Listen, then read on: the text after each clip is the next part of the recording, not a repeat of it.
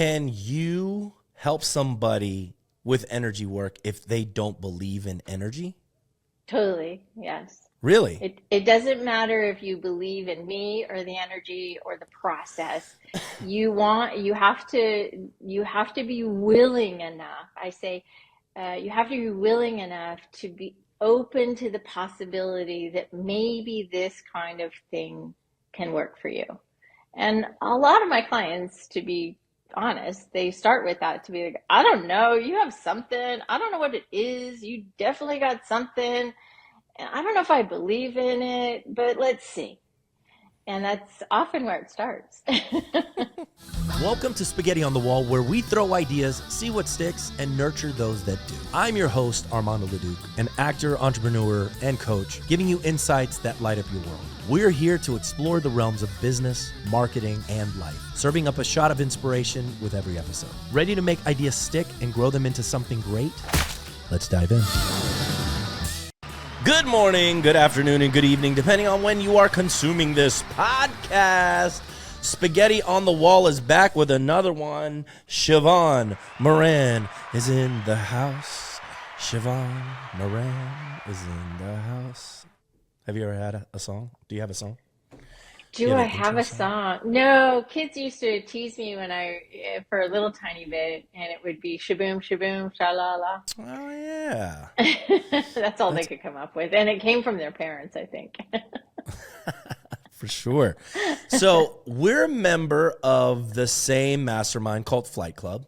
Yep. And that's how we sort of got introduced. Yep. And I was, before we started the call, I was talking to you just a little bit about this new journey that I'm taking into what it means, what energy means, and vibrational frequencies and all of those things. So I'm super excited about this podcast and what that means. And I know we were talking about, we're going to be here all day. as much as we can, as much as we can impact in a 30-minute period. But, so we talked about, that the Flight Club is in Vegas and you're very sensitive to the energies and that it's super pointy and rigid, and it just doesn't jive. Yeah. And I think that's super interesting when somebody's super sensitive to those things. And how does somebody get to be so sensitive in order to feel those things? And I guess you got to slow the things down. Lots to unpack. Give us a 2-minute backstory on how you got to where you got. Yeah. So have been always sensitive to energy. Always knew it, always knew that something was different. Didn't know that everybody else didn't have it.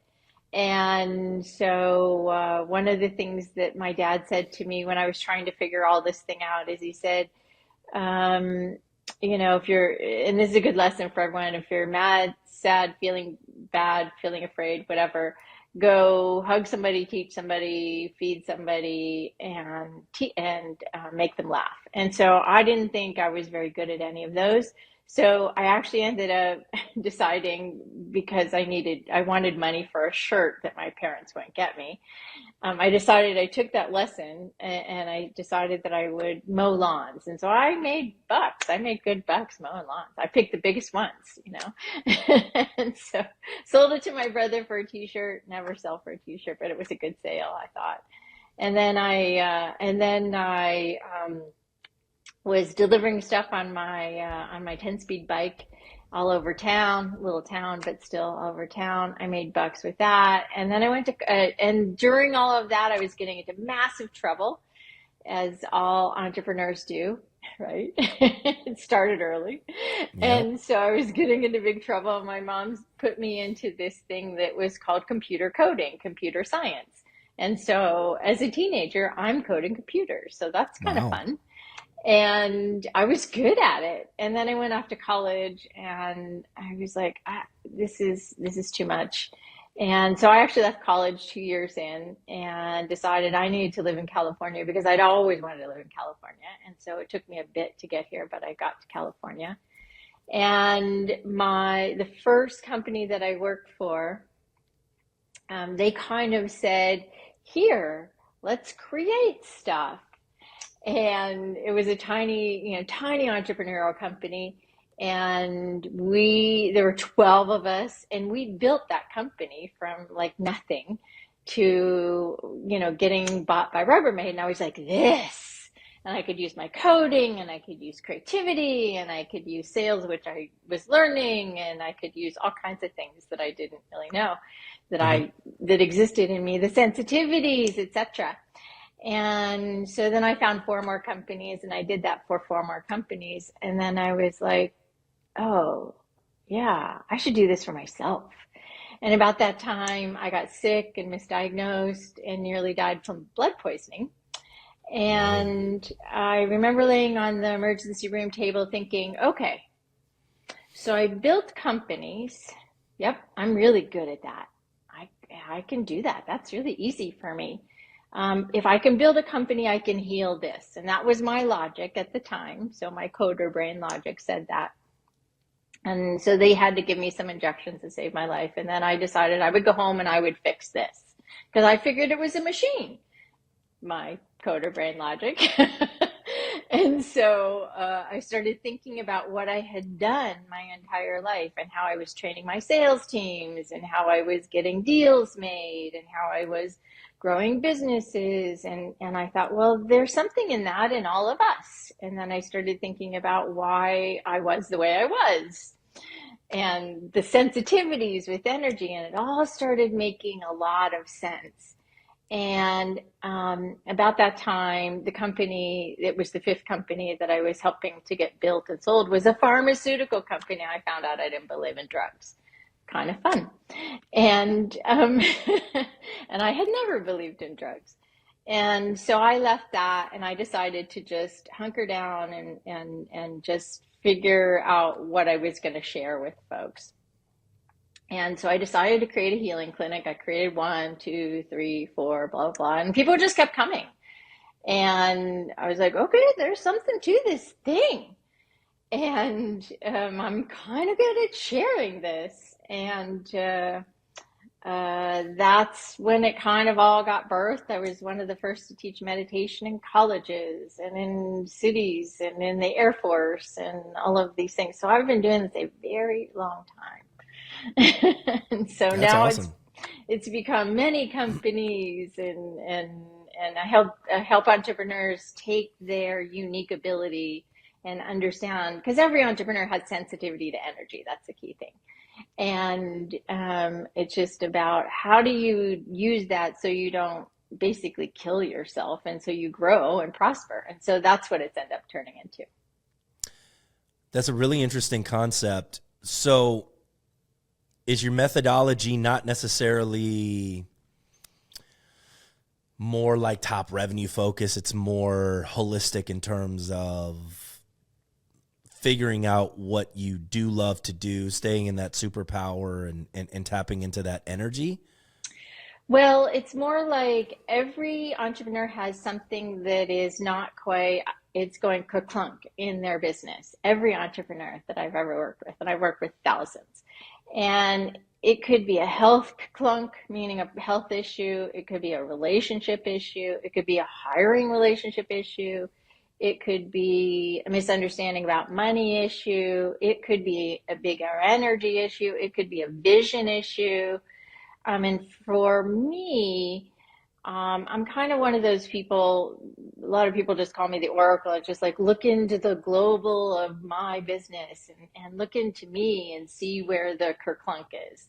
And so it's a little different. I always tie it to a number though. So one of the things, regardless if it's a health issue for me, it's a money issue, but it's more than that. It's for me that helps understand how to bring more energy to that entrepreneur, which will yield more money. And it's not energy like anybody else talks about. It's an energetic formula that I kind of help the entrepreneur install into themselves. How did you come up with this? Oh, good question. I would say looking at other people, studying other people, and not understanding why they would say one thing, they would mean another, and I could see the energy of it all. And I could hear the energy of it all. And then they would do another thing. And then they would execute on another thing. And then the money would be a completely, and so it was all of these disparate, floating things, and nothing was coming together cohesively. And so when I started the first clinic, the first healing clinic that I started, um, people kept coming back and they would say, "Hey, I made more money because I came here." And I was like, "Okay, that's really nice." I really didn't put it together, honestly. And after about 4 years of everybody telling me, "Oh, every time I come and see you and visit you, I make more money," I was like, Wow. "Huh, there's something to this. I should probably reverse engineer what this means." And so really it was about, how do you explain something that is intangible to everybody and take that and help them implement that in their life, and then help their mind kind of rewire, and then not break the rest of their life at the same time. And so that was really the genesis of it. Can you help somebody with energy work if they don't believe in energy? Totally, yes. Really? It doesn't matter if you believe in me or the energy or the process. You have to be willing enough. I say, you have to be willing enough to be open to the possibility that maybe this kind of thing can work for you. And a lot of my clients, to be honest, they start with that, to be like, "I don't know, you have something. I don't know what it is. You definitely got something. And I don't know if I believe in it, but let's see." And that's often where it starts. That's funny. Yeah. It's, I've had clients come to me sometimes just on a feeling too, right? Like it's not necessarily like we had to talk a lot or whatever. They're just like, "You know what? I think I'm drawn to work with you." And I'm like, Yeah. "Great, me too. I think it's, it works. It makes sense." Yeah. Which is why I love doing podcasts, right? You can really tell real quick if you gel or not, right? Right. Yeah. And it really works. Even if you're like, are you in California? I am. Yeah. Even if we're, miles away, we can still feel what that energy is like. And, Oh, yeah. and is it like, oh, okay. Which I really am digging just this whole idea of, vibrations and how does that affect like an interaction, right? If somebody's quote unquote vibrating at a higher frequency and then somebody's not, and somebody's vibrating at a lower frequency, how does that, and maybe you can explain that a little bit. How does somebody like with a higher frequency lift this person that has a lower frequency? Well, a lot of people who resonate at something higher actually don't know how to lift other people up. They know how to do it for them. They don't know how to do that for other people. And they're very few. And so people will hire the wrong people, they'll interact with the wrong people because they're using their intellect. And the challenge that we face is, once you wake up to this energy thing, is we have to learn to use the intellect in a very completely new way. I always say when people wake up that their ability to sell changes. Like, your ability to sell changes radically. So now we have to figure out what that way is, and it's actually simpler. It's just a new way. And so when somebody, I can go into a room and know that I'm affecting people because of the energy stuff I do for myself to keep my energetics, I'll just say, cleaned up. And so people who have tools that utilize energetic cleaning up will say, it's their responsibility to continue to clean up. A lot of people who have a higher energy frequency, as you say, tend to not consistently clean themselves up, and they will lose it. And you'll see people who kind of look gray and not happy and light and bright. And all of a sudden they were, and then all of a sudden they're not. And so they don't know how to really take this and bring it forward and continue to utilize it so that it becomes an asset. Yes, I agree with you because like I'll fall in and out of it, right? Like I'll have, days where I'm just like, fully energized and, I'm tapped in and I feel it, and then other Yeah. days where I'm just like sort of doubting it, Yeah. And you know? there's a formula. There has to be, I call it, I teach this upward trending formula. So you're not in a dip, you're just going to swing down, and you have to learn how that works with you and what you have to share with the world, you know? Because as you share it with the world, it becomes a whole nother thing of, oh, have you dealt with enough of your soul's evolution for things to stay on track? That's a whole nother thing. Talk to me. What do you mean by that? What does that mean? So, I'll use Steve Jobs as an example. He's a great model of understanding and energy. And I wrote about him in one of my books because he was attuned, in tune to the energy thing. Then he ended up, wandering off and going to India, got more attuned, in tune to the energy thing. That was really cool. He came back and he got really more into paying attention to what was possible. Okay, great. He creates Apple, finds his partner, Wozniak. Okay, great. Good energy, found a good source of money, goes, and then he just burns out. He burns everyone out. He makes horrible decisions. His energy sucks. His attitude sucks. He is arrogant and useless. He just becomes not a very great human. You can see this over the course of his history. And then he goes away and he isolates himself and he starts regrouping, and then he's like, oh, I got to deal with this money thing.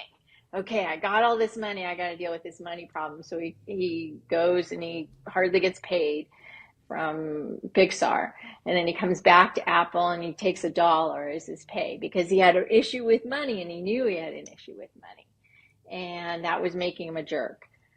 Probably somebody helped him. um, but and then he did some other things that got him back on track. And the one thing he messed up on not getting on track with it was his health. And so he had pancreatic cancer, and his pancreatic cancer came from not really knowing how to deal with the sweetness of life once he came back.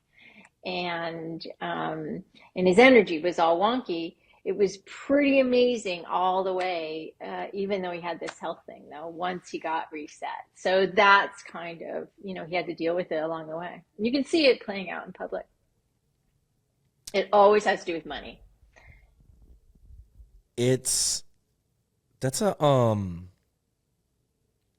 it's a wild concept. So you're saying that it was the energy that was making him sick? It's more than the energy. It was more like not identifying. I happen to be friends with one of his execs, and we would talk about it, and I didn't know what was going on for a long time, and I guess until it was revealed what he was diagnosed with.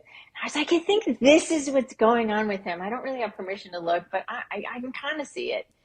And talked with this person. He said, yeah, you're spot on. And it wasn't necessarily just an energy thing. Like when you deal with frequency and you deal with vibration, you have to learn to deal with what your soul has put you here to do, and how to express it, and how to navigate, we'll say, karma. And you have to navigate other energies, and not just chew people up and spit them out, And he was doing that pretty well. And he wasn't nourishing his body and his being with goodness and sweetness. And so the pancreas took a toll. So the body always takes a toll if you don't nourish it with the right thoughts, energies, and lots of different types of energies, you know. So how does somebody start that journey? Mm. A lot of people have a trauma that they wake up from. You know, they lose something and they have health trauma, they have a relationship trauma, um, they have something that they're grieving, that's big enough. And it gets you to think about life in a very different way, to be like, oh, it's just different. It's very different. And this is a different way of being. And if you don't take that and learn how to bring that forth, and take those higher abilities and bring that forth into whatever you're here to do, it becomes an enemy again, Mm. right? So most people tend to start with more meditation or breath work or things like that. I tend to start with the individual and the business, because the business is a mirror of what, the individual is going through. And it's like, oh, let's make you more money so I can work on this other stuff with you. So like I have a client right now, and he came to me, and he had been, he and his brother were partners in a business. It was good. It was good. You know, they're making, about $1 million, but his health was kind of a wreck. It was good enough, and his family was good, and things were good enough. And he was working on himself a little, and so working with the energies of his, how he hires, how he deals with himself and his relationships and his kids and his business, and how his relationship with money, and all of these different energies: physical, mental, emotional, spiritual, relational, financial. And so, his spiritual self, his own spirituality. And I think this year they're on track, to do about $5 million. And that's only taken like a year and a half, maybe Wow. about 2 years. Yeah. And so it's really about taking the individual, and all of those pieces are just working and working and working and working. How often do they meet with you? For somebody like that, it's once a week. He wants to grow and expand. For others who are a little bit further in the journey, it's a couple times a month. And so it's a one-on-one, or is it a group setting, or? One on one. We do have a group part, but the one on one is where the magic is. It's because I do something like nobody else. I came up into this industry of helping people in a very different way, of just kind of, I guess, back ended. And I was like, well, you just create this, and then you create this. And so I create all these things. And so I have this unique way of helping people, so that they don't get into a funk in the energy in any time in the week. And so that's a unique formula for sure. Interesting. And so who do you usually work with? Visionaries, entrepreneurs? Is there somebody that's specific that you?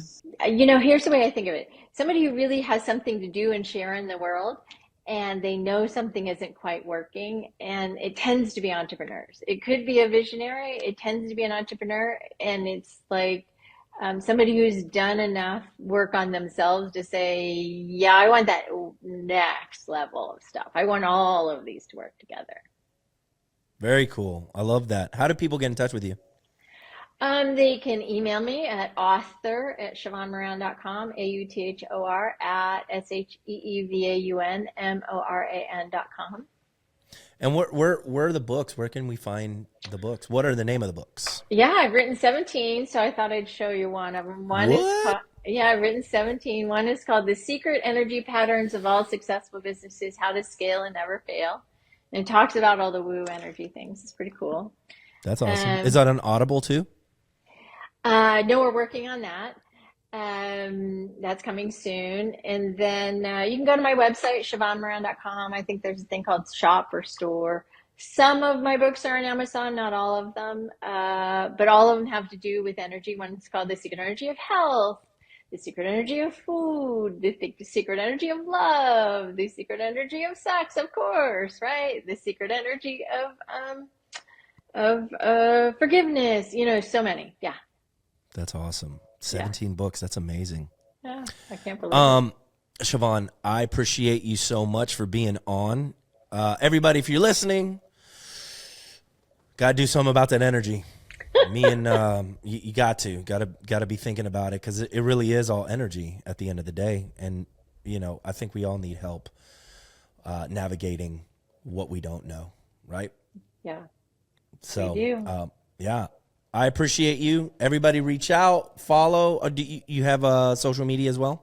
All of them. There you go. YouTube, LinkedIn, X, you name it. I'm following already, but I appreciate you being on. Thank you so much.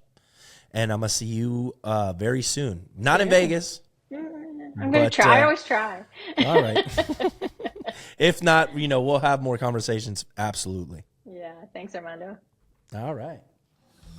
And that was Spaghetti on the Wall, brought to you by Leduc Entertainment. For all of your video production needs, podcasts, social media, we got you. Keep listening, keep watching, and we'll see y'all next time.